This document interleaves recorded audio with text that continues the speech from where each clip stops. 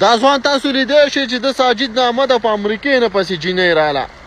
د امریکې نه خو چې کله دلته څه راځي نو داسې خبره راځي چې پښتونخوا غین په غین کې خانه هر سړی وار رپېږي سره زمونږ د حکومت پورې او ساجد چې د دیر او شیرۍ سره تعلق ساتي او ته خبرې د دې غره شاته کور دی د ساجد ګیري کور د دې غره شاته دی خلاص اوسېږه او جینۍ وایي چې زه ورسه واده کوم مجردانو امریکې نه د دیر په خلکو پسې جینکۍ راځي په مجردانو پسې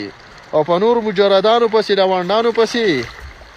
قرضداري دکانداران رینګونه کوي لکه پیسې راوړه غرق شي ټیم دې پې واړو